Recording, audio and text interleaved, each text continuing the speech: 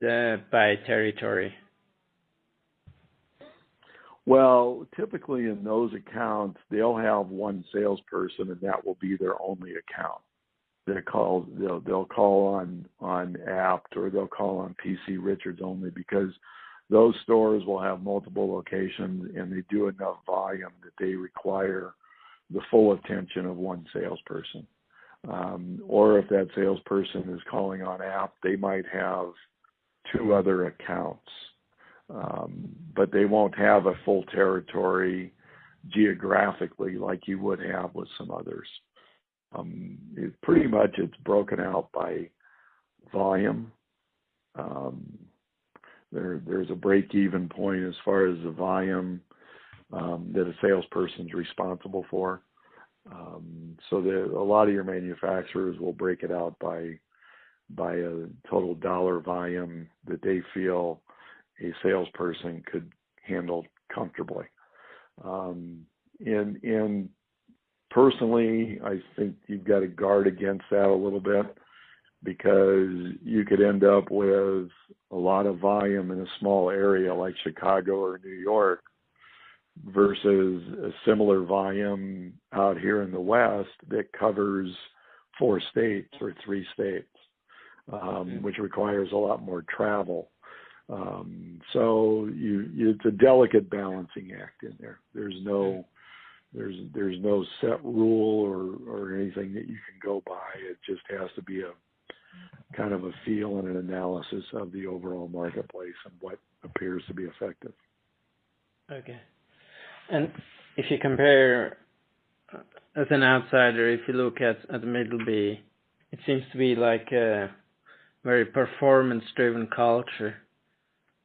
I mean, that must translate into also financial targets for the sales organization.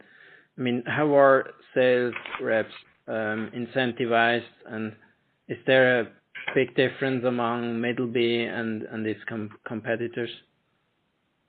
I don't think there's a big difference between Middleby and its competitors. They're all incentivized on sales. They might structure it a little bit differently, but most companies have established a sales goal or a quota, and they will pay that salesperson based on attainment of that quota.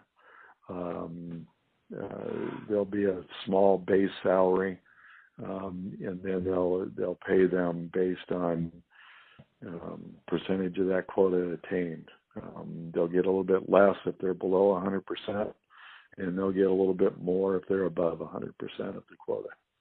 The key is setting that goal to a realistic level, and then giving that salesperson the tools to achieve that level. In past years, I think the goals were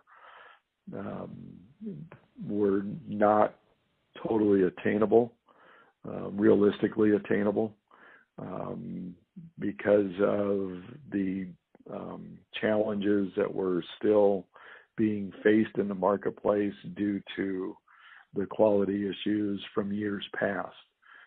It took a while to get over those as far as the Viking brand goes. But as far as compensation for everybody, they're all in a similar type program. Okay. So it's tough. Yeah. Sorry, Gregory. And, at Viking, the salespeople are paid mainly on sort of, dollar of sales they make or volume of product they move, or is there any sort of margin or profitability consideration there as well? No, it's been on dollar sales. I'm not aware of them changing anything in the past year that ties into margin. It's basically, when I was there, I'll tell you, the base salary was $48,000, and then I was given a quota, and depending on percentage of the quota I hit would determine the percentage of the sales that I earned a commission on. Okay. Does that answer your question a little bit? Yeah, so you're saying